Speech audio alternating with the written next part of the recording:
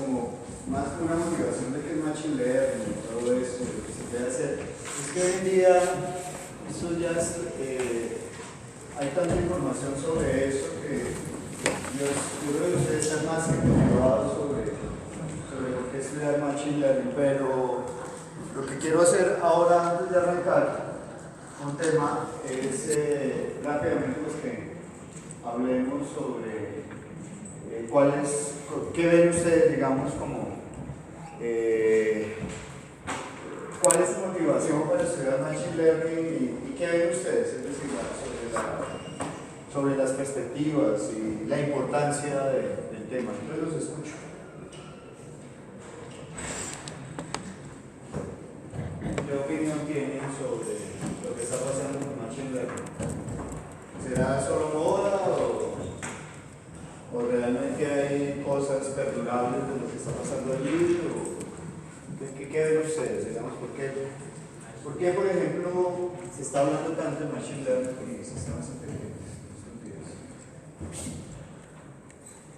¿Qué opinan?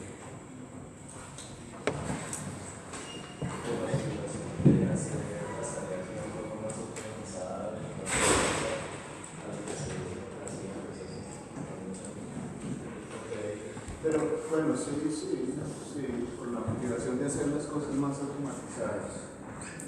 Sí, ok. Pero bueno, y eso estábamos hace muchos años, ¿no? Es decir, el computador, entre otras, precisamente la función de los computadores es automatizar cosas, es decir, automatizando cosas lleva mucho tiempo. ¿Sí? Y no necesariamente machine learning debería ser la tecnología, pues, es una tecnología más de muchas otras, ¿no?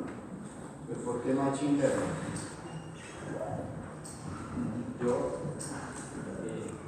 estoy de acuerdo en la palabra que el compañero ha colocado de ese tema. Personalmente me gusta esa automatización de razonamiento, automatización del aprendizaje. Yo, por ejemplo, una de las motivaciones por las que estoy acá me puede ayudar muchísimo, digamos, a desarrollar mi proyecto. Yo veo que el asunto de machine learning... Su proyecto de tesis, se llama Sí, señor. Yo creo que no es un asunto de moda, porque finalmente la inteligencia artificial, o por lo menos como yo tradicionalmente conozco a machine learning,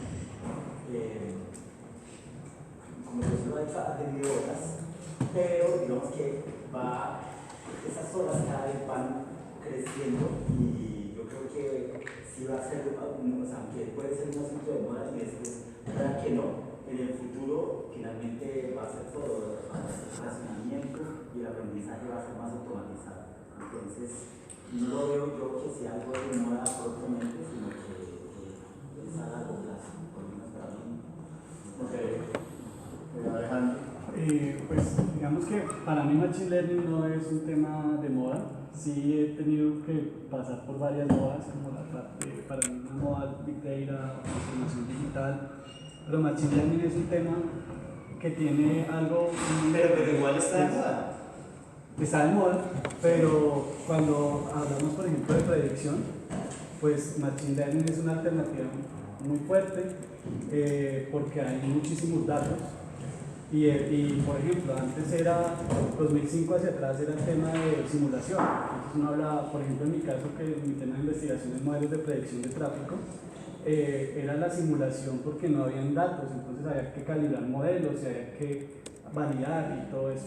Hoy en día, con toda esta nube de datos que se generan, pues machine learning se convierte en un tema de poder predecir basado en el comportamiento de los datos. Pero bueno, por ejemplo, ese tema de predicción, es decir, ser capaz, digamos, de unos datos históricos, saber qué va a pasar en el futuro. ¿Eso se inventó machine learning? ¿Eso es propio de machine learning? No, eso no es. Eso es estadística. Los Eso estadísticos llegan hablando de predicción hace tiempo.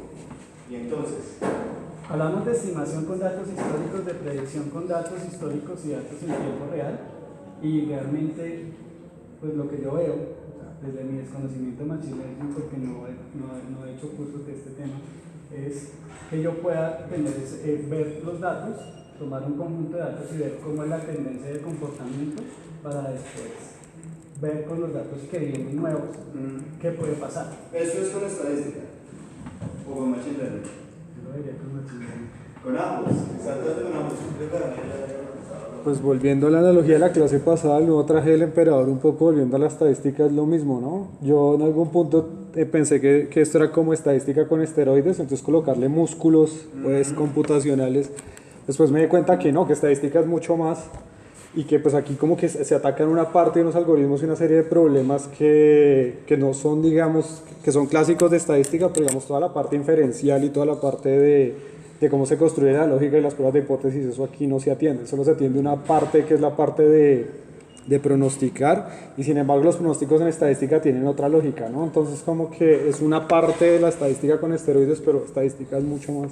Bueno, ese es un buen punto y ya quiero que hablemos de eso, porque además también como para que nos pongamos de acuerdo en el lenguaje, digamos como que qué es lo común y qué es lo diferente entre el uno y el otro. Lo que quisiera continuar también la idea que están teniendo ya es que en estadística, digamos, como mencionó estadística, se centró mucho en samples, ¿no? En tener muestras de datos. Entonces, digamos que con la gran avalancha de datos y con el poder computacional, nosotros ya podemos, digamos que, tener muchísimo más datos de un solo y meterlo en un algoritmo con un resultado. No necesariamente tener, no sé, un sample clasificado de una población. Sí, el muestreo definitivamente es un área importante de estadística. Sin embargo, los métodos estadísticos, entre más datos hay, pues mejor. Si usted puede trabajar con toda la población, pues súper. Sí, pero la Es decir, eso no invalida los modelos estadísticos. Antes, entre más datos, mejor. Sí, exacto. Pero tal vez, no sé, tal vez las implementaciones que se tienen no eran tan poderosas o el tiempo de cómputo para, digamos, que usar todos los datos que se tienen. Entonces, digamos que tal vez con, no sé, un método de machine learning paralelizado, entonces podemos utilizar, no sé, toda la base de datos histórica hasta quién sabe dónde y tener... Ya, de pronto también es un tema de implementación, pero según eso es como machine learning, entonces según eso podría ser más como métodos estadísticos implementados como de manera eficiente. Puede ser. ¿Alguna otra opinión al respecto? Bueno, todo esto son términos que se usan para referirse a cosas que son como similares, ¿no? Data mining, machine learning,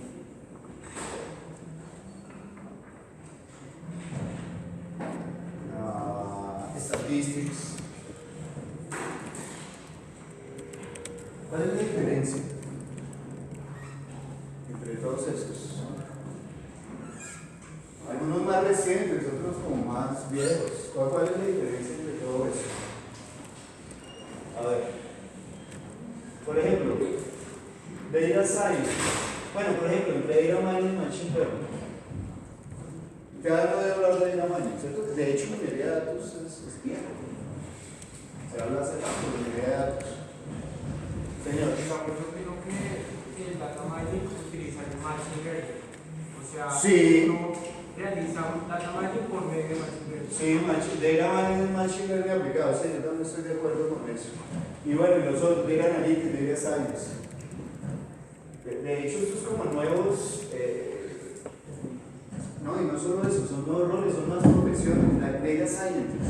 Ahorita las empresas están buscando data scientists. ¿Ok? Entonces, ¿y qué tiene uno que estudiar para ser data scientist? Si estudió minería de datos, ¿le sirve o no? Para ser data scientist. Sí, se han oído el término data scientist, ¿cierto? ¿Cuál es la diferencia? Bueno, el científico de datos tiene una fundamentación en modelos, no solamente la parte de aplicar. Por ejemplo, en analítica, pues yo hago un modelo descriptivo, hago, por ejemplo, componentes principales, análisis de conglomerados, pero yo no tengo un dominio fuerte de esas técnicas o de la fundamentación. El científico de datos pues puede aplicar no solamente analítica, sino machine learning o modelos, pues más que todo. Y el estadístico. Para el estadístico ya es el tema puro de los modelos y de todos los conceptos que hay detrás de eso. Porque decía el profe, cuando yo recuerdo que en mi proyecto de pregrado hice análisis de encuestas utilizando componentes principales. Y uno mira esto y dice, pero solo que aquí no hay un componente como de fundamentación tan fuerte. Ok. Sí, por ejemplo, coger una encuesta y aplicar a componentes principales. Pero eso estaría dentro de las áreas o no? Yo diría que hoy en día sí, desde lo pragmático sí, porque son modas y el mercado tiene que renovarse. Pero sí hay una diferencia fundamental, ¿o no? No sé si Daniel Yo creo que totalmente, porque es que en estadística hay una rama de estadística para cada tipo de datos, y aquí hay unos tipos de datos muy restringidos. O sea, el problema de clasificación en estadística es un problema, pero digamos un modelo de tiempo de evento.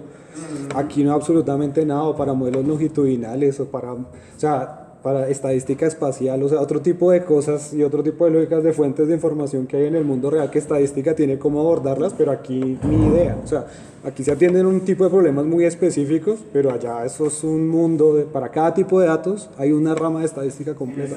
Sí, total. Bueno, una cosa también para tener perspectiva. ¿Qué tan vieja es la estadística? Como la conocemos de Fisher, como del 50 Fisher y... es uno de los fundadores. De hecho, la inferencia moderna es Ronald Fisher como en el 50 y algo. No, antes, principio del siglo. No estoy seguro, de hecho, si alguien busca por ahí en Wikipedia nos corrige, pero creo que los primeros trabajos de Fisher son como al principio del siglo. Lo voy a poner ahí por ponerle. Yo creo, no sé, 1910, 20, tal vez, no sé. Búsquenlo por favor, pero es antes de los 50. Machine Learning.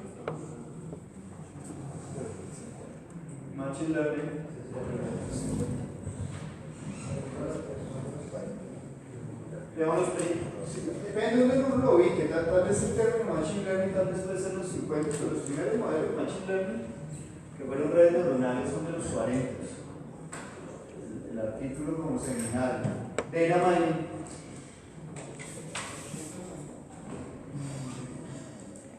80-90, yo creo tal vez sí, 1990, tal vez empezaron a acuñar habían otros términos que ya casi no se usan, por ejemplo, descubrimiento de conocimiento en bases de datos. ¿Sí? KDD. Sí, Knowledge Data Discovery, Knowledge Data Discovery, eso también usaban. Es de esa época. Hay otra que se llama... sí, hay otra área que también es como de esta época, como también de la época de Machine Learning. No es de esta época. Es Pattern Recognition, eso es también otro término que no sé si lo habían oído.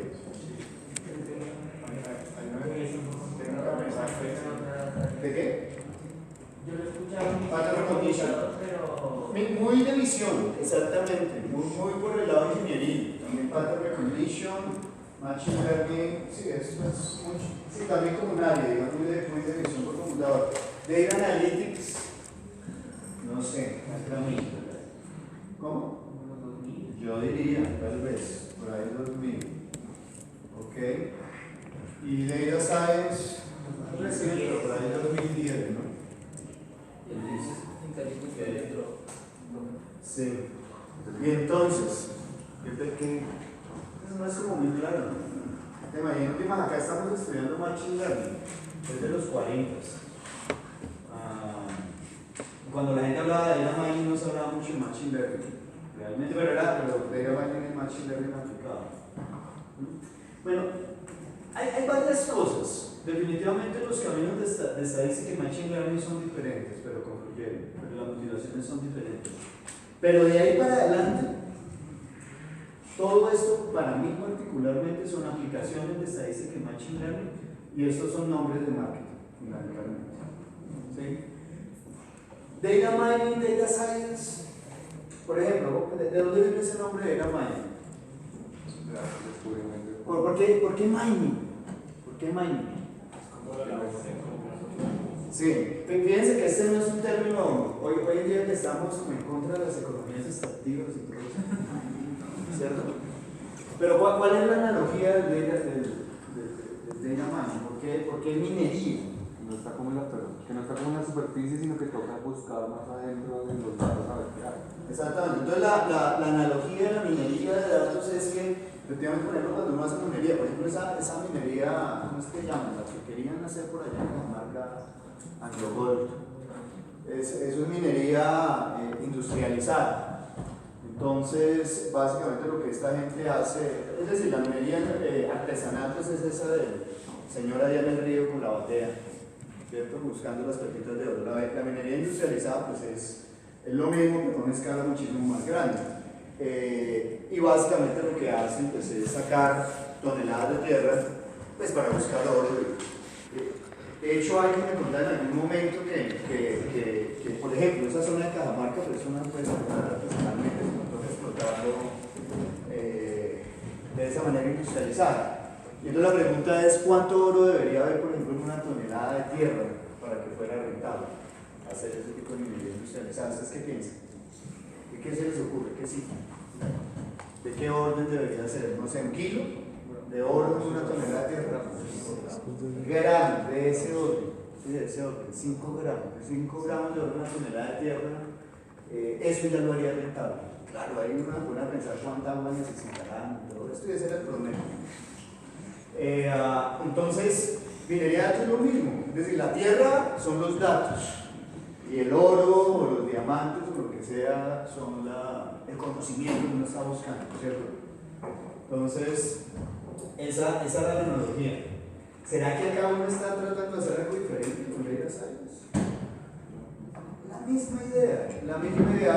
En esta época hablaban de algo de la pirámide de conocimiento, que era esto. Datos, aquí information,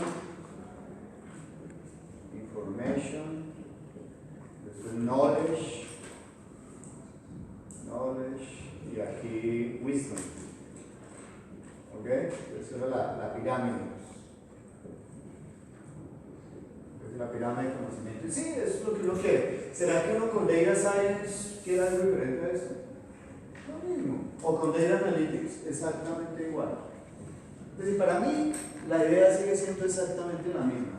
¿Será que la gente en minería de datos no eventualmente no usaba algunos métodos estadísticos? Claro, por supuesto. Claro que sí. Si eran útiles para el cometido, por supuesto. ¿Sí? Entonces, sí, a mí esto me parece mucho marketing, francamente. ¿Sí? Claro, imagínense ustedes en la posición de una empresa, no sé, por ejemplo, IBM. Hay muchas otras empresas que han estado en todo esto que efectivamente. Bueno, todo esto estaba asociado a algo que se llamaba inteligencia de negocios. No sé si ustedes han oído hablar de esto. Alejo, sí, seguro. No por viejo, sino porque tiene mucha experiencia en el área. ¿Cierto? Entonces, ¿qué es esta inteligencia de negocios? Sí, es una business intelligence, también muy de moda. Esto tiene por acá alguna doble S, no me acuerdo. Business intelligence. ¿Qué era eso de inteligencia de negocios? Business intelligence. ¿Cómo? Pero para la empresa.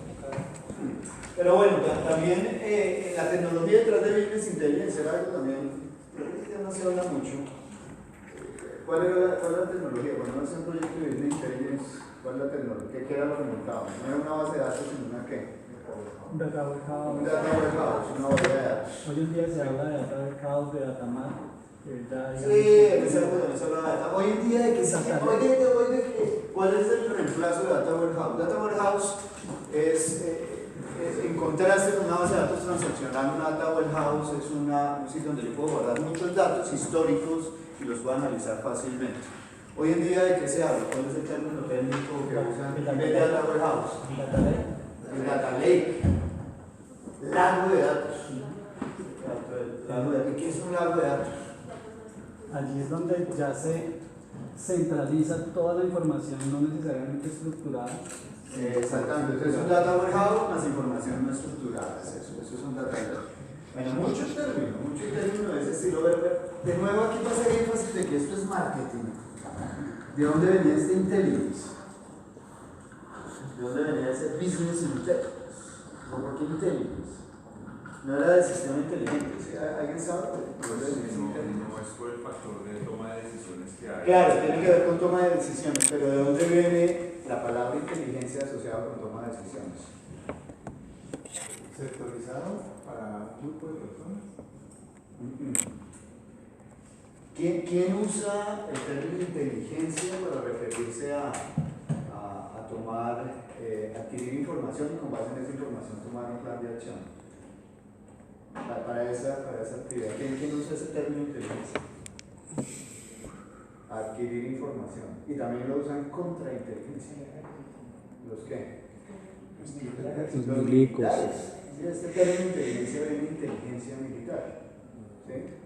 Entonces, ¿qué es inteligencia militar? Pues bueno, es, no sé, por ejemplo, acá para hablar de un contexto más local y folclórico, la inteligencia militar que hace seguramente Colombia, Venezuela, Colombia, ¿cierto? Y inteligencia y contrainteligencia. Entonces, este asunto. ¿Por qué? Pues porque necesitan obtener información pues, para poder tomar decisiones, ¿no? Muy bien. Pues en los mercados es como una guerra. Si yo soy una compañía, pues yo también quiero hacer inteligencia pues, para definir mi curso de acción, para saber cómo pelear esa guerra de los mercados. Y allá viene el término de business intelligence, ¿ok? Y en esa época también apareció la data mining y todo eso. Entonces, por ejemplo, muchos jugadores de esto, por IBM vendía proyectos de inteligencia, de business intelligence, de data mining, en los 90, en los 2000. Y si yo a una empresa le vendí un proyecto de minería de datos, por ejemplo, en los 2000, y ahorita quiero volverle a vender un proyecto de minería de datos, ¿será que hay posibilidad que me lo compre?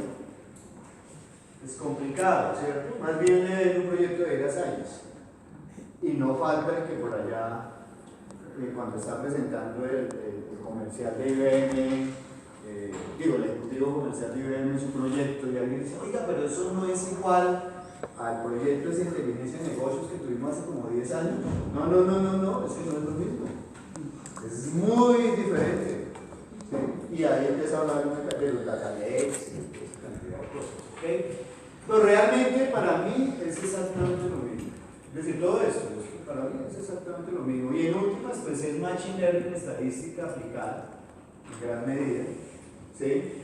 Y de nuevo, muchas de las cosas que se hacen en machine learning son modelos estadísticos aplicados. Y mucho de lo que está haciendo la gente hoy en día en estadística pues, es usar machine learning. Claro, lo que decía Daniel es cierto, esto tiene 100 años.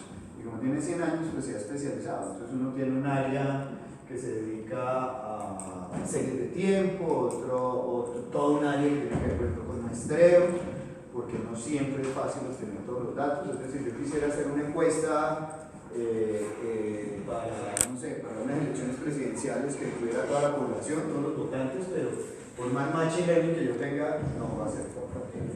¿Sí? Claro, yo puedo sacar información de otros lados, cosas de ese estilo, pero eso sigue siendo relevante, y así sucesivamente. Entonces, sí, estadística se ha vuelto bastante especializado. Obviamente hay gente que es ortodoxa en estadística, que no quiere usar otros métodos, pero hay muchos estadísticos que están tomando cosas de machine learning y realmente estos son áreas que se crecen mutuamente. ¿Ok? Entonces, eso es importante no olvidar. Y además hay algo que se llama, que ese sí, yo no sé qué fecha ponerle, eso debe ser unos 200.000 años, que se llama common sense. ¿Ok? Y por ahí es donde uno debe arrancar cuando está haciendo un proyecto analítico, o de data science, o de minería de datos, como quiera usted que lo llame. ¿Ok? Entonces es importante que tengan en cuenta eso. Les cuento una anécdota de un estudiante de estadística que en estos días me contactó porque tenía un problema, que estaban aplicando una red neuronal para analizar unos datos de pérdidas en un supermercado. Realmente más que un supermercado es una empresa de retail, no sé quiénes serían, es en muchos supermercados. ¿Ok? Entonces el problema es, efectivamente, pues yo quiero saber a priori cuáles son los productos que se van a perder más. ¿Por qué pierden los productos? Fundamentalmente pues porque la gente los roba. ¿Sí? Gente que entra al supermercado se los roba, pero en la cadena se pueden perder en muchos sitios. ¿Ok? La pregunta de negocios es absolutamente válida. Es decir, la pregunta de negocios es, bueno, ¿cómo mitigo las pérdidas que estoy teniendo por los productos que se roban? ¿Cómo se identifica eso? Bueno, las pérdidas se identifican porque se hace inventario y cuando el inventario no coincide, pues hay una pérdida. A veces hay más de lo que debería haber, pero pues es por problemas en la logística y todo eso, pero generalmente hay menos. ¿Ok? Entonces ese es el problema. ¿Cuál era el problema? Pues que tenía solamente datos de 2 años y extrapolar a partir de datos de 2 años es difícil. Pero eso no quiere decir que yo no pudiera usar técnicas para abordar esa pregunta de negocio. Pero el problema que tenía el estudiante era que en una red neuronal tengo muchos datos, son 2000 productos, tengo datos mensuales de 2 años, ¿qué hago? Yo no, pues espera un momentico, porque una red neuronal, pues primero veamos qué se puede hacer con los datos que usted tiene, ¿cierto? Y entonces si yo estoy abordando es un problema de pérdidas, es 2000 productos, lo primero que yo pienso, y eso es simplemente con sentido común, ¿será que todos los 2000 productos se los roban igual? La gente entra y se va a robarse una bolsa de leche. No, ¿cierto? ¿Y qué se robarán más en un supermercado? Y eso sin mirar los datos, sin mirar datos. ¿Qué se roban más en un supermercado? ¿Cómo? Entonces, primero, si yo puedo entrar a un supermercado y de una vez puedo inferir qué es lo que se roban más, simplemente viendo qué es lo que tienen bajo llave. ¿Sí o no? ¿Sí? ¿Qué es lo que tienen bajo llave? ¿Ok? Y claro, si yo voy más allá, simplemente, y además, ni siquiera le voy al supermercado, solamente me acuerdo qué es lo que tienen bajo llave. Y si uno se pone a pensar, generalmente son cosas pequeñas de alto valor, ¿cierto? Y para inferir eso, no necesito mirar los datos. ¿Sí? Entonces, bueno, esa por ejemplo es una hipótesis. ¿Cómo corroboro yo esa hipótesis contra los datos? De hecho, lo que yo le decía es, muy seguramente hay una regla, una ley de Zipf. ¿Qué es una ley de Zipf? Que seguramente debe haber algo del estilo de que solamente el 20% de los productos o el 10% de los productos representan el 90% de las pérdidas. Y entonces, si mi problema es reducir las pérdidas, pues yo no tengo que mirar 2000 productos, sino mirar 200, por ejemplo, ¿cierto? Y con esos 200, yo ya estoy apuntando en el 90% de las pérdidas. Pero bueno, suponiendo que yo tengo alguna hipótesis, son cosas pequeñas de alto valor, ¿cómo reviso eso en los datos? ¿Cómo hago para corroborar mi hipótesis de que son cosas pequeñas de alto valor? ¿Cómo lo miro? ¿Un histograma? Voy y miro los datos y miro cuáles son los productos que más pérdidas tienen, miro sus valores. ¿Sí? Es decir, ¿eso qué? ¿Cómo se llama? Para eso, construir un histograma, calcular máximos, mínimos, promedios, ¿qué es eso? Estadística descriptiva. Estadística descriptiva, ¿sí o no?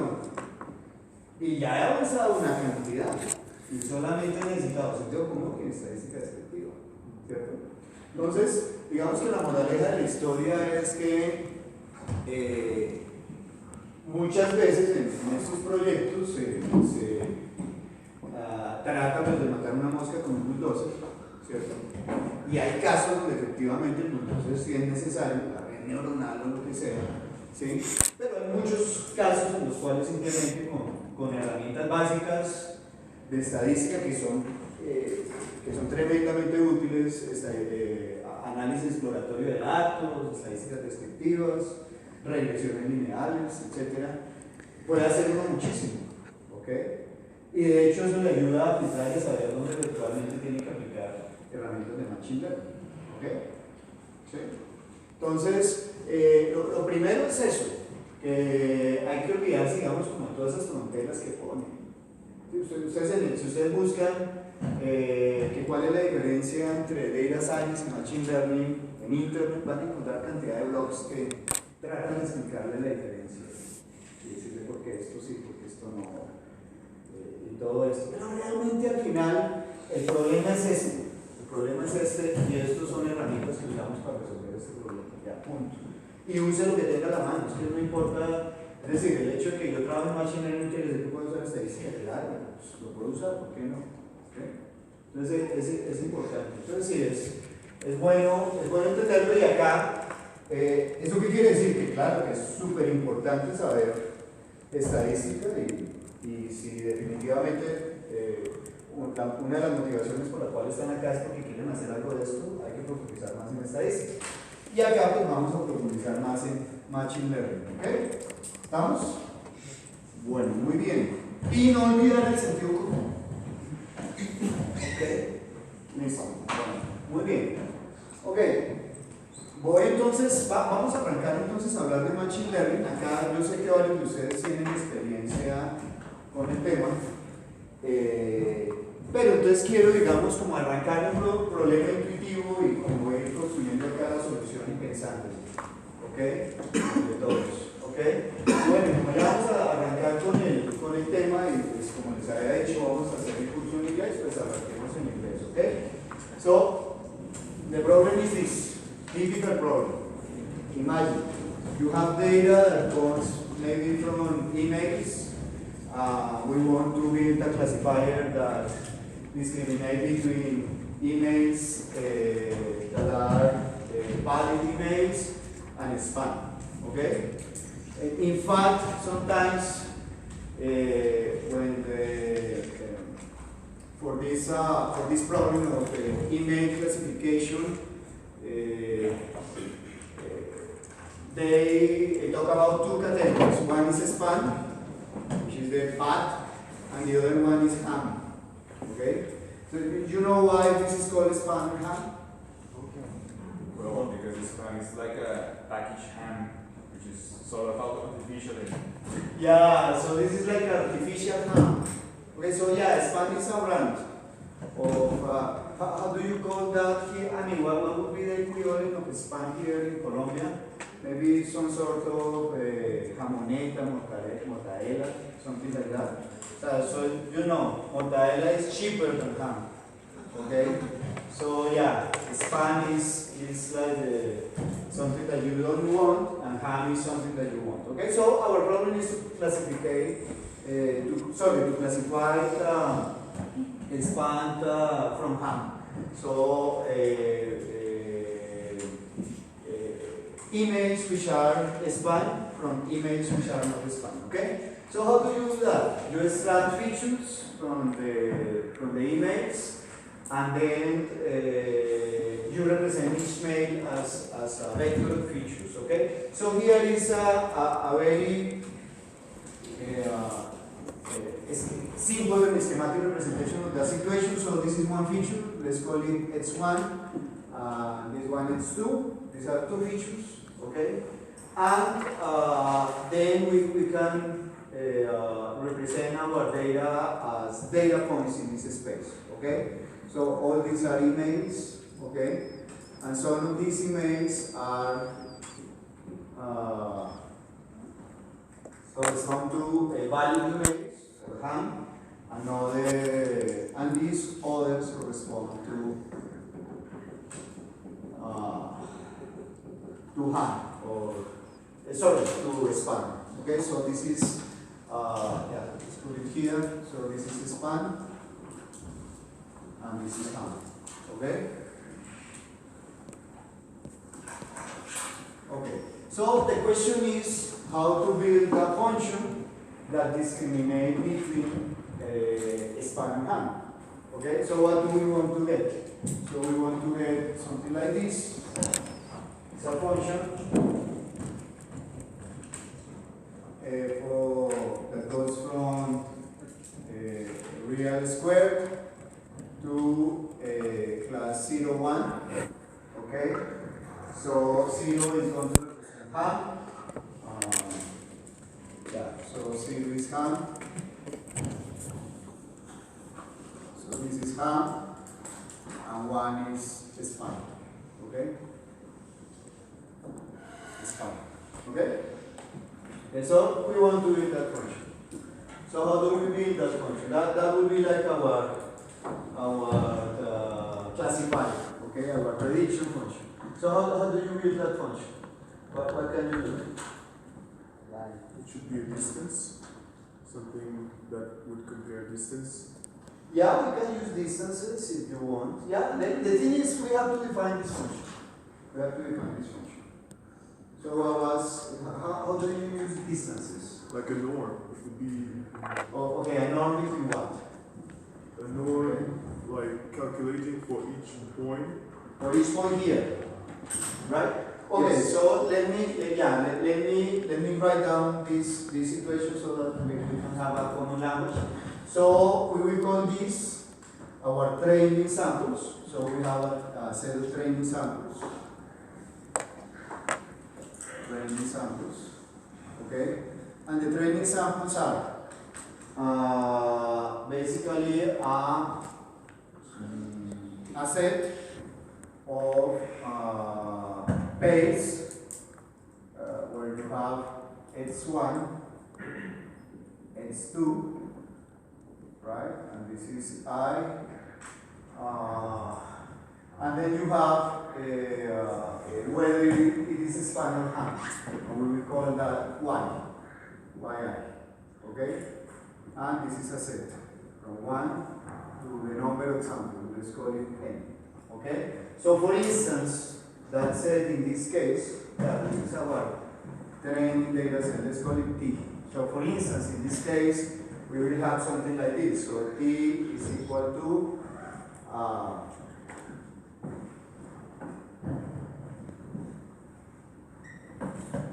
for instance, here, let's say we have this point, and let's say, I don't know, this is 3, and this is 10, and this is hand, so this sample is going to be 310, 310,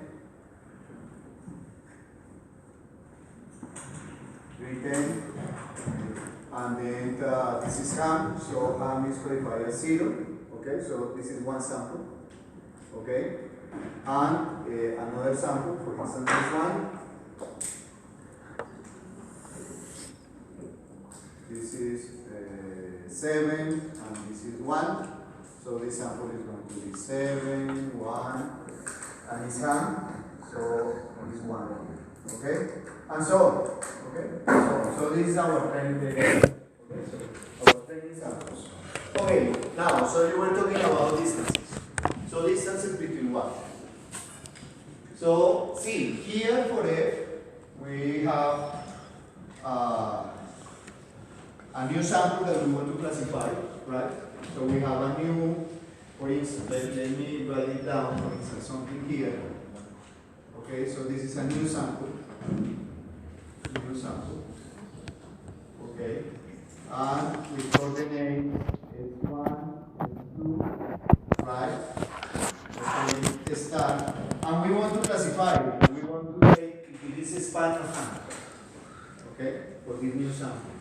Okay, so we want to calculate what's the label, the classification for that new sample. So how do we calculate that new sample? So you say distances. How? The thing is, to have a distance, we should have a kind of point of reference. It means that the idea would be to have like a point representing like the average of each. Okay, that's interesting. So what you're suggesting is you have like a point which is representative of this one. Yes. Right. So something like this. Yeah. Okay, like a centroid. Good. And then another centroid here. Another centroid here. Okay. So yeah, that sounds interesting. So yeah, good. So this is like the representative, the X representative for hand. Sorry, for hand, right? Hand. And this is the representative for span, right? Span. Good. Good. So yeah, let's calculate that, and then we can. Oh, okay. Suppose that we have those. So let's define our f. So our f is going to be f of x is equal to. So in which case, this is going to return 0. If what? So the distance. Okay, so the distance of the new sample is right to Okay, so serious ham. So to ham, to the representative point of ham is what? Less, right? Than what? This one.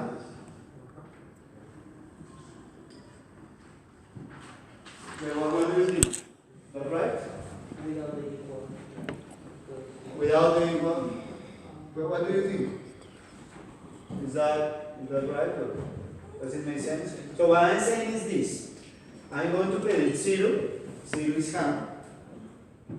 If the distance to ham, so the new sample to ham, so I'm calculating these two distances, this distance and this distance. So the distance from the new sample to ham is less than the distance from the new sample to span. Do you agree? Does it make sense or not? Yes, right? Okay. And one in the other case, right? Otherwise, okay? The other case. So, in that case, the other case is that the distance to span is less or equal than the distance to ham. Okay? Yeah, you can put the, okay, and actually you can have like an intermediate case if you want. Something like this. Yeah, but we have to return 0 or 1. No intermediate case. Okay? You have a question? I have another idea. It might work.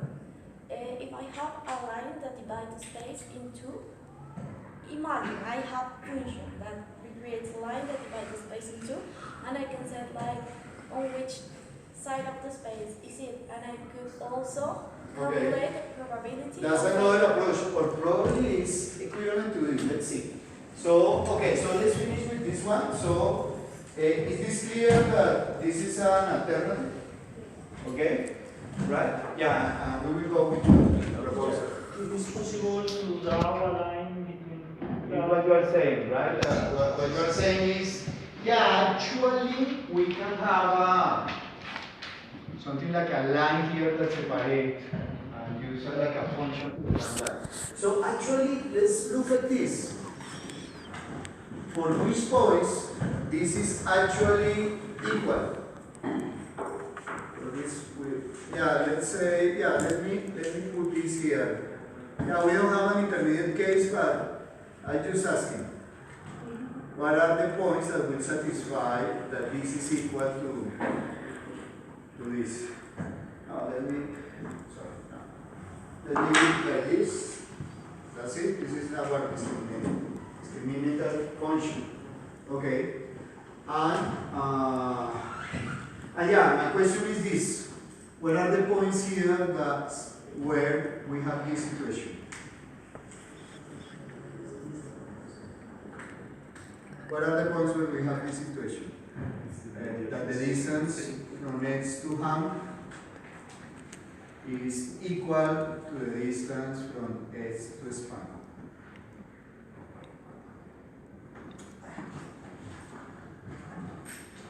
It will be the line that separates those two radius. Intersect to the intersect. So which line? Es como la It's like a line, right? Which is perpendicular normal to what? To the lines, to the line that is going to. Okay, so if I draw a line here, I calculate the middle point of this line, and then I draw a line which is perpendicular to that one. Yeah, this line is all the points where this is true. Okay. So yeah, actually defining the function this way, implicitly we are defining this function. Okay. Okay. So yeah, that sounds good. What do you think? Is this a good solution? Or can you think of examples where it doesn't work? Maybe when the how do you say comportamiento? Behavior.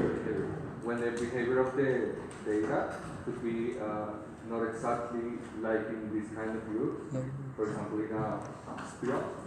Okay, yeah. So you are thinking of something like this. For instance, something like this. Or in a, Yeah, let's draw cases where this doesn't work. for example, in a donut. Or, Yeah, something like this.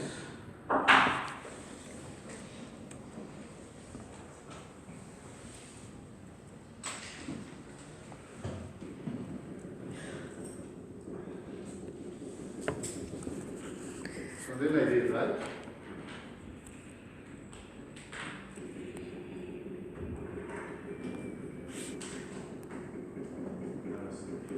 Yeah, here these two sets are not linearly separated, right? So yeah, this probably not going to work because yeah, there is no line that separates this. Okay. So yeah, you need for this approach to work, you can separate using a line. Yes. For example, it's very important to find a function that behavior. Yeah, for this case, you say. Oh yeah. So we will need something like this, right? Something like that, right? Okay, good. But still, let me think of an example where the two sets are linearly separable, but this approach doesn't work. Let me see if I can build one. So that would be something like this.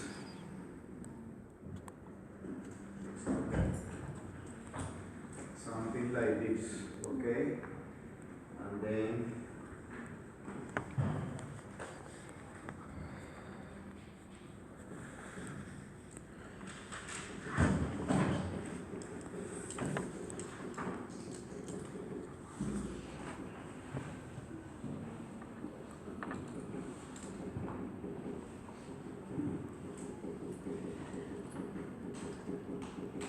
okay, so the middle point here is like this, okay, and here is like here, yeah, more or less, right?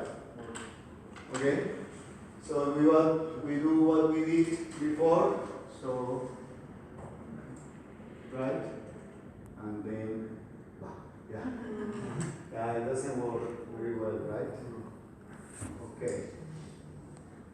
But still, in principle, you have something like this, right? You can find a line that separates. Okay, so probably we need like a more general formulation. Okay? So yeah, this is good. Yes? It feels a bit weird because it feels like we just shifted the problem. Because we need to find this exam and expand, like, this is the new problem that we fix basically here. How do we find... What do you say new? How do we find these exam and expand without knowing which one are ham and spam from the beginning? Like, Oh, yeah. So, yeah, probably I wasn't clear. I'm assuming that the setup of supervised learning is clear, but yeah, you're right. Let me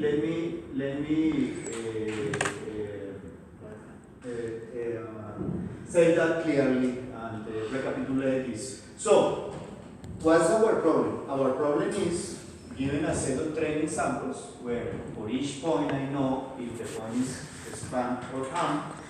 That's our starting point.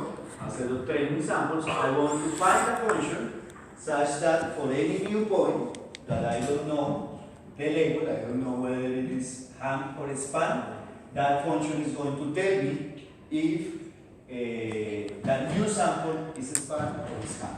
That's the original problem. That's from the beginning that was the problem. Yeah, so probably I didn't establish it clearly. Yeah, but I want to find is a function that is able to, not only for the training samples, but for any new sample to say if it is spam or ham. Okay? In particular, it should work for the training samples, but it should work for any new sample. Okay? Okay, good. So this is a simplification Because see, in this case we can separate the two classes using a line. However, in most real problems you don't have this problem. It's just an example problem, okay? Okay, so this approach is not working, right? But we need something similar but a little bit more general. So, what do we have here? What we have is, we are saying, okay, we are going to look for a line. So, in general, what's the general form of the Chekhov of f? So, f is a function that receives x. I will explicitly say x1 and x2, because x is a vector with two components, x1 and x2, right? And what? And it returns either 0 or 1, right? So, depending on this line. So, let me call.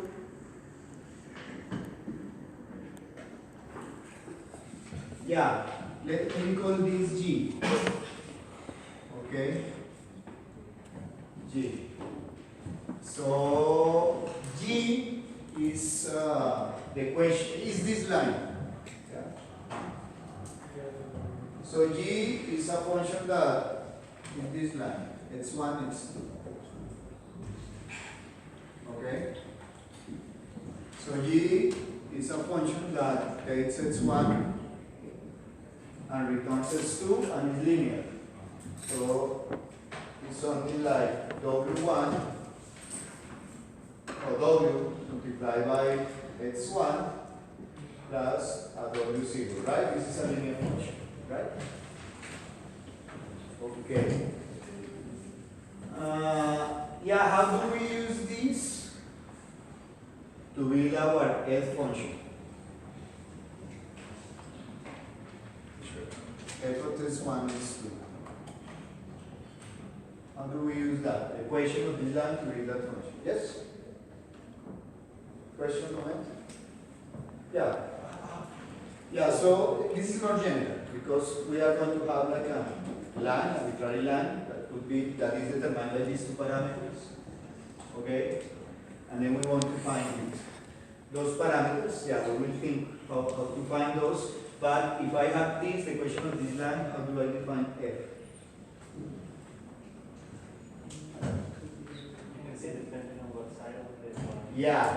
So you have to, something like this. Okay, something like this. So 0 if x1, x2 is at the left of G, of x1 or G, and 1 if it is at the right, something like that, right? Actually you can do like you can express that. Okay, you can calculate whether a particular point is one side of a line or the other side. You can calculate that, right? However, there is a simple way of doing it, yes? Let me say in mecánicos. Sure, no problem. Es posible que nosotros supongamos que todos los puntos rojos tienen una línea que los modela a ellos, es decir, no un punto central como habíamos supuesto anteriormente, sino una línea.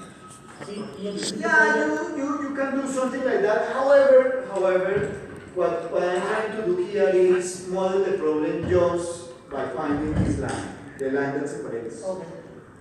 The line that separates, okay? Okay, so actually there is an alternative way of defining this. You can use a vector definition. Use a vector? You can define G as a vector, and when you Yeah. find point, you find that vector, and you just the corresponding point. That's a way of doing it. However, let me show you another way to do it that will simplify the things. which is actually inspired of what we had before. So remember, in the previous example, we found this line, right? Looking for the points where this was equal to this, right? So the position where it was equal to this, right? Okay, so if we think of a general function, g as a function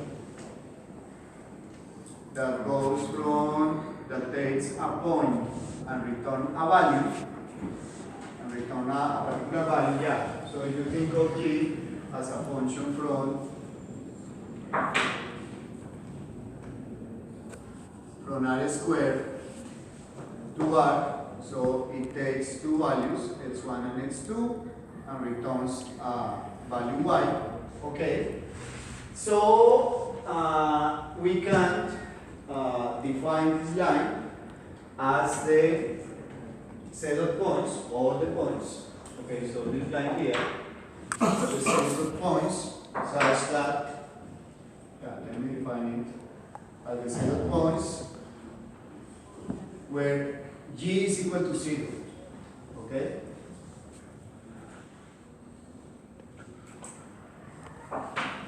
So this corresponds to all the points x1, x2, such that g of x1, x2 is equal to 0. Okay? Right? So this is a way of defining this line also, right?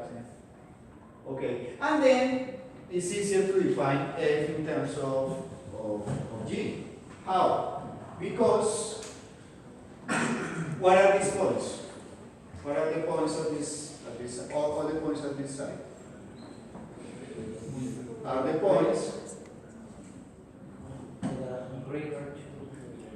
g x1, x2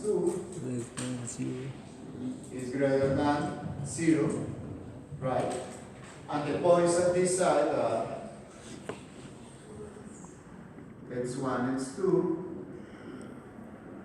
where g of x1, x2 is less than 0, right? Is it clear? So yeah, in this way it's easier to define. So f of x1, x2 is equal to 0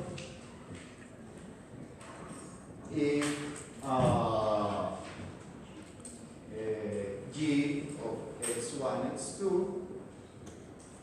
is 0 is harm, right? Is greater than 0, R1 in other case. Okay? Okay? Okay. Now our problem is to find, okay, I didn't write down how is g. So actually g is a linear function. So since it is a linear function, g of x1, x2 has three parameters.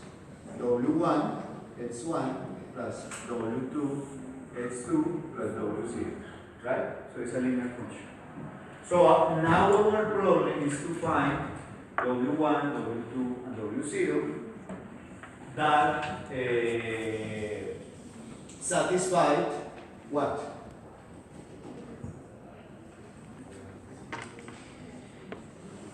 So we want to find w. Yeah, how do we write it mathematically? So yeah, see that there are several lines, several g's, depending on which value you put in w1, w2, and w0. For instance, this is one g, but there are other g's. This is another g, this is another g, this is another g, right? All these are g's. Okay? It will be the line that shows that every point, that the distance from every point to that line is the mean. Okay. So how do you write that mathematically? How do you write that mathematically? I want to write it mathematically. The second lines that satisfy. Yeah. For instance, see, this line is okay, this line is okay, this is not okay, this is not okay. So I want to find all the lines that satisfy the fact that they are able to discriminate between one class and the other class. So how do I write that? such as all the point from one group as a How do you say that? Let me write in mathematical. Okay, so I want to find W. I want to find W0, W1, W2, such that what? Such that for all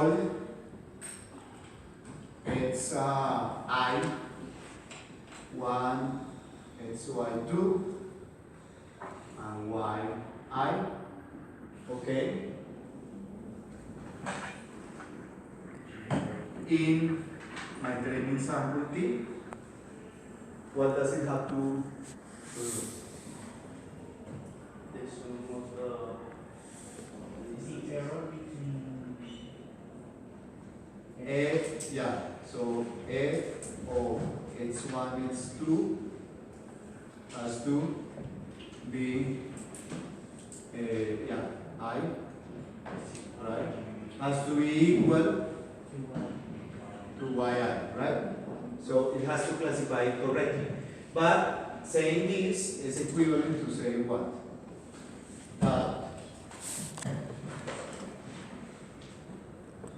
How do you say that in terms of G? that the error between F and Y is 0. That the difference between what? F and Y is 0. Yeah. This is equivalent to say this. Yeah, you're right. That the difference between F of xi, okay, it's 1, it's 2i, minus yi, yeah, must be equal to, the difference must be equal to 0, right? Yeah, actually, I don't need the absolute value, by the way. Yeah, the difference has to be 0, right? Okay. And I want to express that in terms of G. So this is equivalent to say what? Yeah, I want that the prediction function predict the current label. Predicting the current label is equivalent to saying this, right? Yeah, just this. So I want that G of x1, x2, right, is what? Now remember that G is a function that takes real numbers. As the codomain of G is the reals. The codomain of F is the set 0, 1. So this number can be arbitrarily positive, arbitrarily negative. So what do we do to explain that?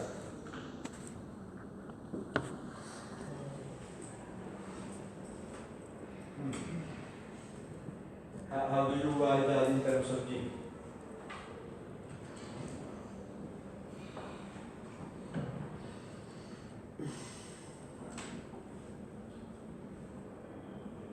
Okay, I changed a little bit my problem so that this is easier. It is easier to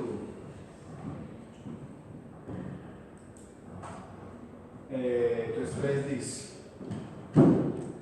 I will say that ham is minus 1 and span is 1. Okay? So here will be minus 1 and this is 1. Okay? Yeah, and actually, let me, since we define it this way, let's do it this way. This is, I want to put here 1 and here minus 1. So here is minus, 1 and this minus 1. Okay? Okay, so yeah, the only thing that I did is I changed the labels to minus 1 and 1 for two classes. How do you express this? That this is equal to this.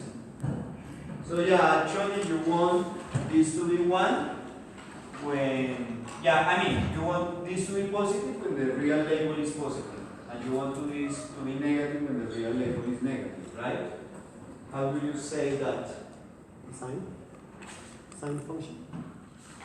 This, you can use the sine function. That's a way.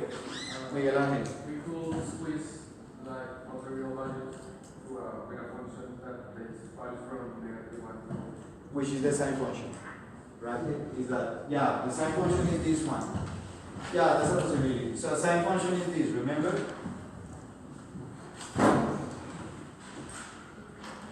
So sine function is this.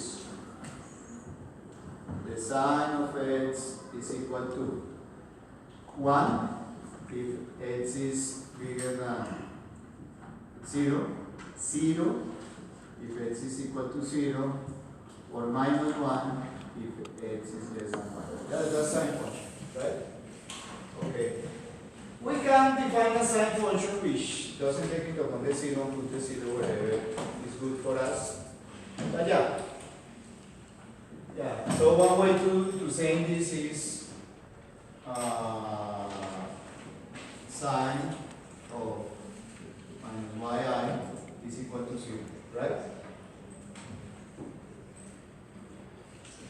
That's a possibility. Another possibility is this one. That's one possibility, right? Is it right? Okay. Another possibility is this. Another possibility is this.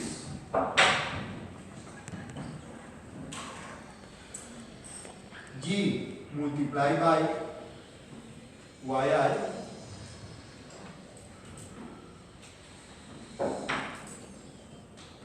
G multiplied by yi is greater than 0. Okay? What do you mean? Yeah? So, when my prediction is positive and the label is positive, this is greater than 0. When the prediction is negative and the label is negative, it's greater than 0. So yeah, it works. Right? When it's negative, when the prediction says positive, but the real label is negative. Or when the prediction is negative and the real label is positive, in that case it's negative. So this is another way. Okay? Okay, so I will erase this. So really what I am looking for is W0, W1, W2 such that, yeah, let's use the one with sign, such that G, which depend on W0, W1, and W, yeah, we call that W. Okay, W2 of X1I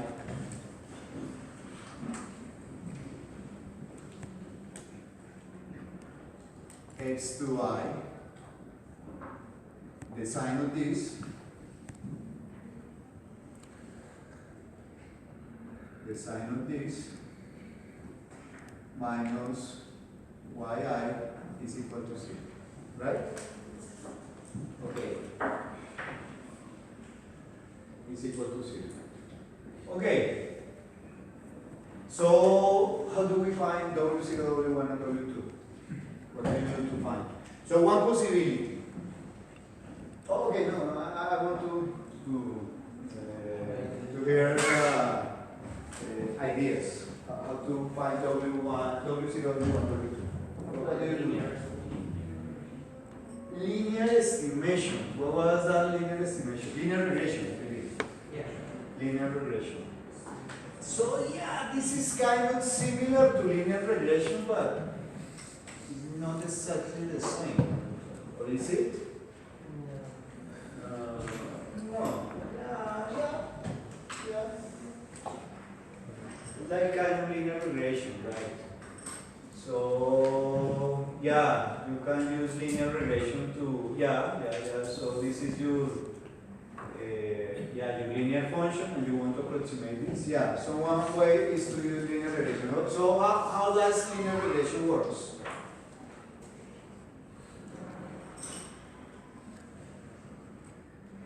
How does linear regression works?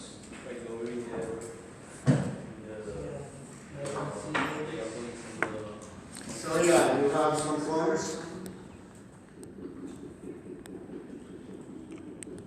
You have some points. This is X, this is Y, and then you want to find this.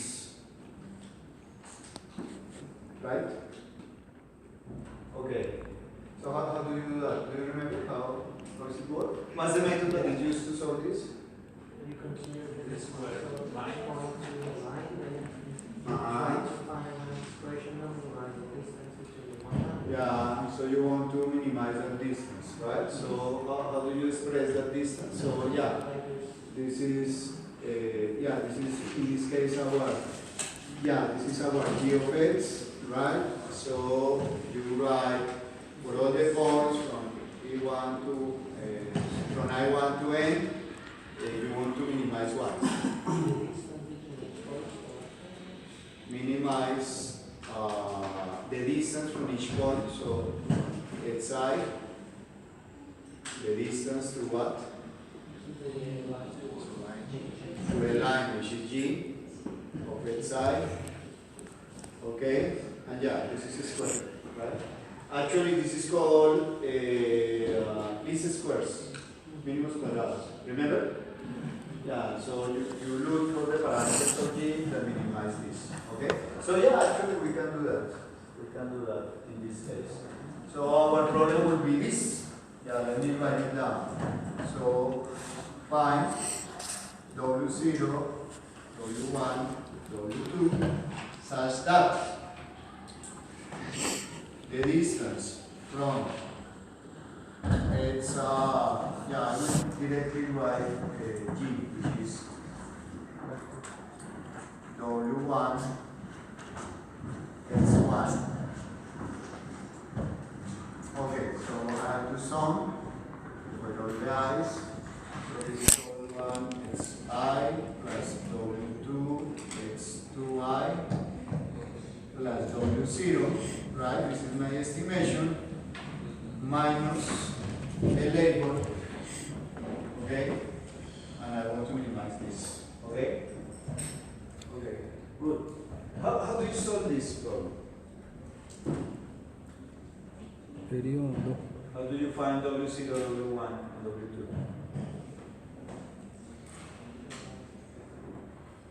There is a formula. There is a closed expression for this. For linear relation, there is a formula for doing that. Okay, there is a formula. Okay? There is a formula. However, there are other alternatives to do that. Okay? There are other alternatives to do this. You can use an optimization method. So, do you remember any optimization method that you can use? For doing this?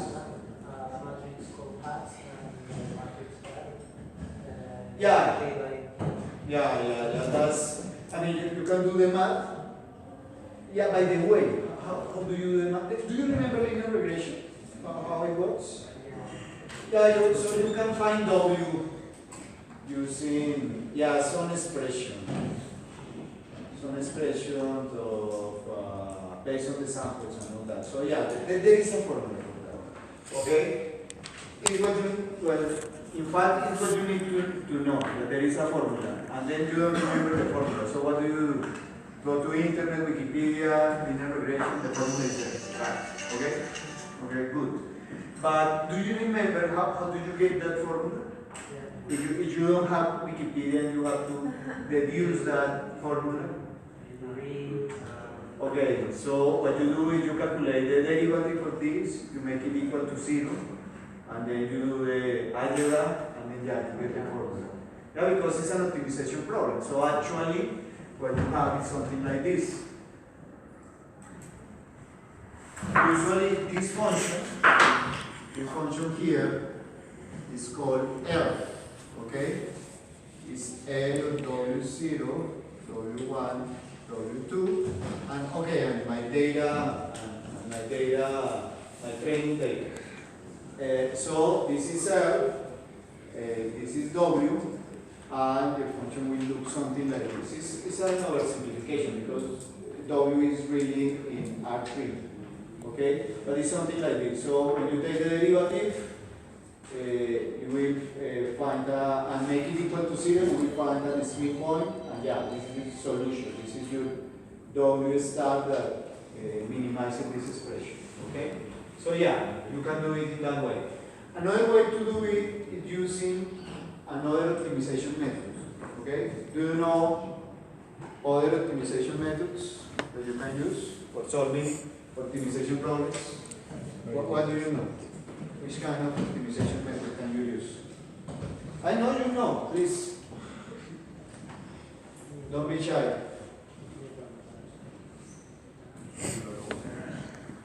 Lagrange multipliers. Yeah, you can use Lagrange multipliers, right? So, yeah, actually, you can formulate this problem in different ways. Okay? Your problem can be constrained or your problem can be unconstrained. Okay, so actually here, do we have any constraint? So, actually, you can think of this like this that you have here, that constraints. These are the kind of constraints. Okay, constraints. Yeah, this is something that your solution has to satisfy. Okay, yeah. However, those constraints are in some way codified here in the objective function of the problem. So, yeah, so actually this is going to be redundant. Lagrange multipliers are useful when you have constraints, but here this is an unconstrained problem. So, what else can you use for doing optimization? Okay, please tell me, which optimization algorithms do you know? Simplets. Okay. What else? Simplets. So, can we use simplets here? What are simplets? Okay, so simplets is a method for solving optimization problems in a category which is called linear programming. Okay? Our people here that studied systems engineering in National University are experts on simplets method. Okay? But so what that you can apply it here. Okay? So the problem is that this is quadratic. Okay? So you can apply simplets. Okay? So what else do you know? In addition to simplets. What other method? Yeah, the other method is the one that we use here. It's the one that you find that you learned in the Calculus 1 or Mathematics 1 class, which is derive and make it equal to 0 and all that. The problem is that if this expression is more complex than this, the approach doesn't work well. So yeah, there are cases where just doing it analytically doesn't work. So you need to use something else. If the data set we are seeing is huge for linear regression, is used as so you can use something which is called gradient descent. Okay, so let's talk about gradient descent. So yeah, okay, but first of all, yeah, knowing about optimization methods is something that depends on what have you studied before and all that. Okay, but if you haven't studied about, if you haven't studied optimization methods, or you haven't had that, it doesn't mean that you cannot try to solve this problem. So my question is, suppose you don't know any optimization method, how can you solve this? Remember, not remember, an optimization, yeah, we don't know anything about optimization, but it's very easy. Optimization is looking for values, W0, W1, that make this as small as possible, okay? Yeah, you want the optimum, but we are engineers mostly, so if we don't find the optimum, but we find something which is close to the optimum, it's okay for us, right? So let's try to find something as small as possible that makes this as small as possible. What kind of algorithm can you think of for solving this? An intuitive algorithm. Yeah, but that's intuitive. That's intuitive. Yeah, and always is good exercise when you are trying to solve a problem. Try to think like this. What's the obvious algorithm? Usually the obvious algorithm is brute force. Okay? Genetic algorithms are very close to brute force, by the way. Okay? But it's like a sophisticated brute force. Yeah, so what would be the brute force algorithm for solving this? We know the Permutations, yeah, so remember, these are continuous variables, but what can we do? How will be our algorithm? So yeah, again, our problem.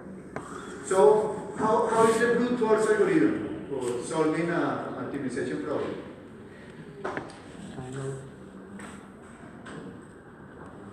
Yeah, I mean, yeah, and that's good. When you are thinking about the obvious algorithm, you are not thinking about the efficiency. You are not thinking about if the algorithm is going to take forever. It doesn't matter. Just something that solves the problem. And that's it. That's good because that gives you freedom to think about things and possibilities. So, yeah, I want you to think about a very intuitive, naive solution to this problem. Yes, David. Podemos suponer, darle unos valores iniciales, dibujar esa línea, dar otros valores, dibujar otra línea y calcular la mitad o la que más se acerque. ¿O no? That's very sophisticated, but I like the proposal. So, some initial values. How? Random. So, a line. And then generate another line, another, right? So, generate W's at random.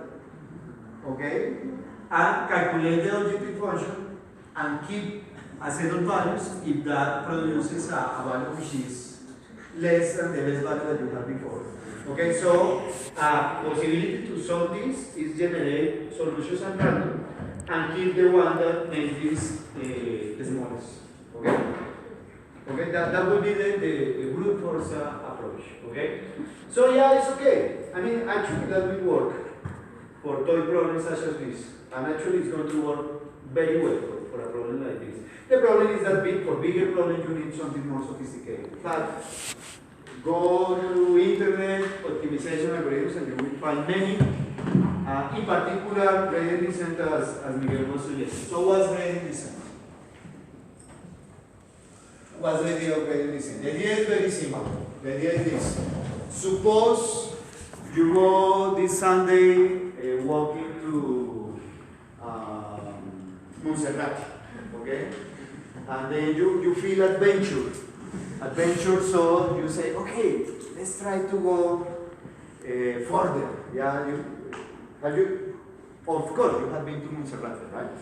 Okay, so you remember, yeah, behind Montserrat there are more mountains and all that. There are some, how do you call that? Some trails, caminos there, right? Yeah, I think now they don't allow you to go, right? But, I mean, you can, okay, you won't, okay? And actually that happened in the past, that some people go there exploring and all that, and they get lost, okay? Why? Because, yeah, you know, yeah, it's like 4 p.m., something like that, then you have the fog, right? And then you cannot see anything, you don't have a signal of yourself, you don't know where you are, so what do? Yeah, actually that happened to Peñalosa, right? Yeah. Okay, so yeah, imagine you are in the position of Peñalosa, right? There, somewhere. Okay, so you have a cell phone, actually it has a battery, but you don't have signal. You don't have GPS, nothing like that. So, what do you do?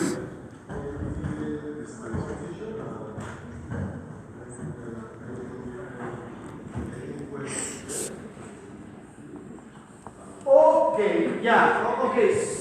Yeah, the problem is, yeah, you don't have a compass. I mean, the telescope, you cannot see the sun, so you don't know where it's north or east or west. So if you have, for instance, if somebody here was Boy Scout or Girl Scout, no? Anybody? No? Okay. I suppose, yeah, I wasn't, but yeah, I know that there are some tips. For instance, a tip is try to look for like not river, how do you call that? A stream, how do you call that? A small river, a very small river. There is a name for that. A stream. I think, okay? Yeah, like a brook. What? Like a little, yeah. A brook, B-R-O-O-K, brook. Brook, a brook, yeah. That would be, in Spanish, that would be like how do you say that in Spanish? Yeah, I also forgot in Spanish. Quebrada, right? Brook. Brook, right? Brook, cascada. Okay, sorry, quebrada. Yeah, so you look for something like that and then you can follow, right? The problem with that strategy behind Monserrate is that probably you will end up in the Llanos Orientales, Arauca, or something like that. So yeah, I will go with that alternative. So what else can you do? Yeah, you are, and then the focus really, really tight, so you can maybe see like 1 meter around, and that's it. You cannot see anything else. I mean, just 1 meter. So what do you do? Just follow the altitude, like going down. Yeah, so the strategy could be something like this. Okay, I will try to go as high as possible, so that hopefully I will get signal on my cell phone, something like that. So I will try to go as high as possible, okay? It doesn't matter in which direction, because basically what I'm looking for is for signal for myself, that's it, okay? Okay, so that's the strategy. So what do? You just look 1 meter around, and that's it. I mean, you can see only 1 meter around, that's it. But what do? Okay, so you try to move, you look around and see what's like the highest point around, and then you move to that point. Yeah? After that, you look again, and then move to the highest point, and so on, right? That strategy is called hill climbing. Okay? Yeah, unsurprisingly, it's called hill climbing. What will happen if you follow that strategy? So, looking around, and then moving to the highest point, again looking around, moving to the highest point. At the end, what will happen? Yeah, so you will arrive to something like this. To a local maximum, right? So, yeah. So this is the situation, right? So you are here, and then you start looking around, and then you move here, and then move here, move here, move here. And finally, you're right here, and then you look around, and everything is in lower position. So yeah, you don't move, and this is a local maximum. Hopefully, you will get signal there. But if you don't, what do? Right. Okay. So yeah. So you say, okay, now I will go back and we'll start again in a random direction, and then start to apply again the strategy, and yeah, something like that. And hopefully you will, if you start again, you will follow this, and then you will arrive here, and then you will get signal, and that's it. Okay. Okay. So that's called the hill climbing. How do you do that here in this situation? So first, here we were maximizing. Here we want to minimize, but actually, yeah, you can apply the same strategy to go down. When you look for the lower point, and then you move it. So how do you look for the lower point around in a function? What do you use? So Miguel gave us a good clue, which is basically the name of the method, the gradient. So remember the gradient. What's the gradient? If I have a function, for instance, something like this, a function that depends, let's say this is W1, this is W2, and this is my function. Okay. This is my function. Okay, this is my function L. And yeah, let's say it looks something like this. Okay. Yeah, like a parabola or something like that. So what's the gradient? If I calculate the gradient in some point, let's say here. A gradient is a vector, right? It's the vector of the derivatives, okay? Evaluated at this point. The partial derivatives, right? The partial derivatives of L. So here, yeah, the gradient, which is, the gradient of L is equal to a vector, which is the partial derivative of L with respect to W1, the partial derivative of L with respect to W2, right? And this evaluated on W1, W2, W1, W2, okay? So this is the gradient, okay? Geometrically, yeah, it's a vector here, pointing somewhere. Where does the gradient point to? Like this, like this, like this. So actually, the gradient points towards the direction where L grows the most, okay? Grows the most. So in this case, it's going to point something like this, okay? Which is the direction where L grows the most, okay? Since you are minimizing, you want to move in the direction of the gradient or the opposite direction of the gradient. The opposite direction. So actually what you do is you calculate the gradient and then you move in the opposite direction because that's the direction where L decreases the most. Okay? So that's the idea of gradient descent. Okay? To move in the direction where the function decreases the most. So let me switch to the representation.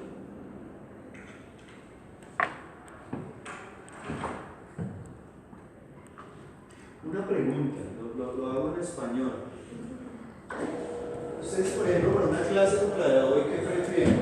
¿Que se haga en el tablero o que se haga con diapositivas? ¿Por qué? Más interactivo. Más interactivo, más paso a paso. ¿Sí?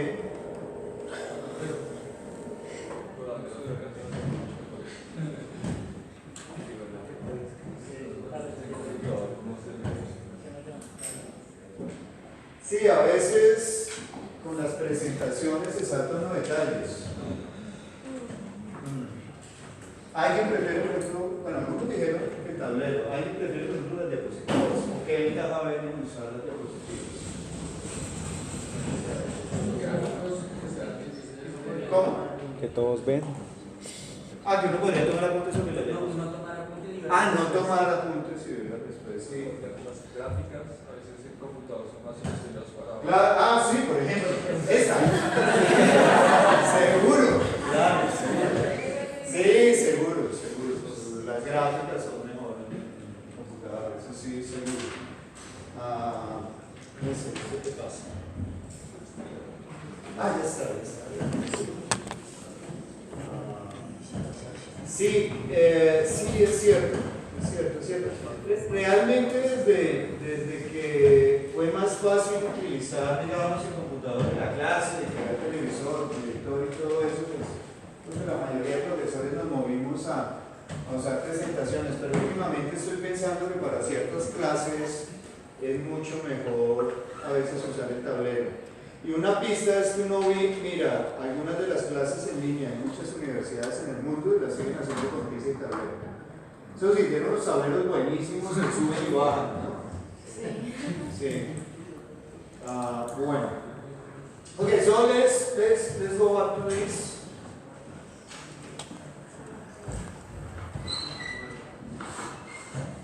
Okay, so yeah, this is just a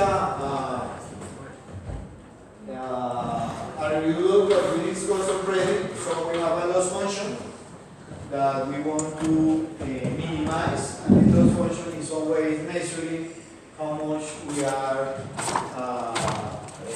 how many mistakes we are committing, how many errors that our prediction model has.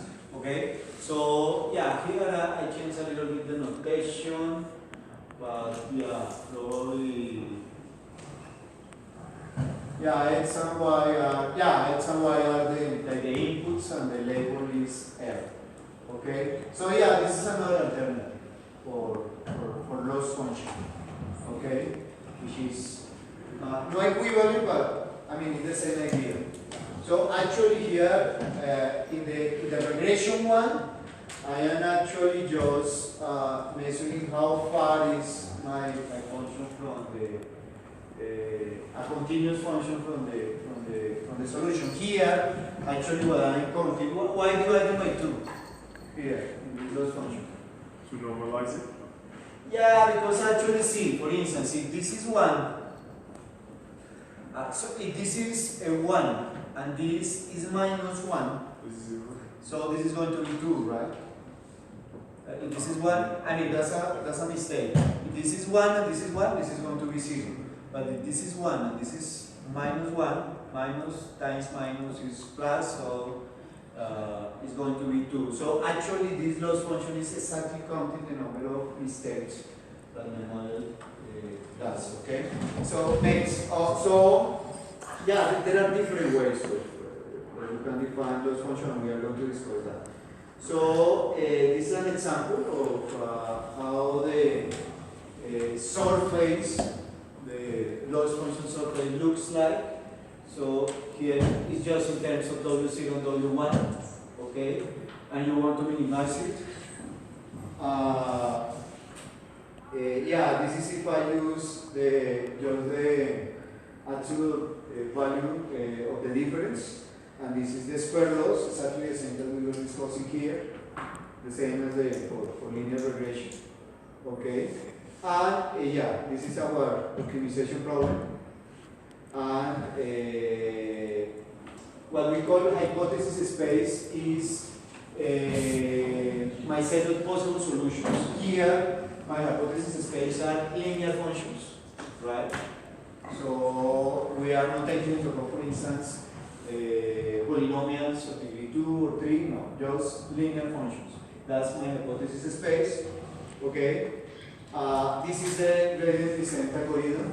So basically, what you do is you start with a random set of parameters, with a random double, and then in each iteration you calculate the gradient of your function, right?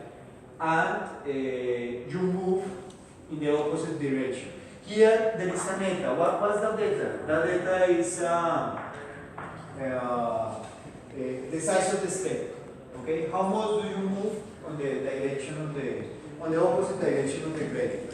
You can move in small steps, or you can move in very long steps. What's the problem with moving with very long steps? That there are cases where actually what will happen is that you will diverge if your step is very, very, very long. So this is going to happen something like this. What happens if you move in very small steps? That you will converge very slow, right? Okay, so that's the problem. So yeah, there are definitely different ways to do this. Some way you just keep a constant value that may work in some cases, and there are other more sophisticated alternatives where you can update your learning rate according to some criteria. Okay, so that's why this depends on K here. Okay, we are not discussing that right now. When do you stop? When the size of the step is smaller than some threshold. Okay? Okay, so that's basically the algorithm. Okay, so this is very important because this is okay, and it depends a lot on the initial conditions. In some cases, depending on the initial conditions, you can go to some local optima or you can go to another local optima. Okay? Okay, so nowadays machine learning is pretty much this. So pretty much all the algorithms that are used in machine learning are instances of this. Okay? Something which is called stochastic gradient descent. Later we will talk about that. Applied to models which are non-linear, neural networks usually. But the idea is exactly this. Okay?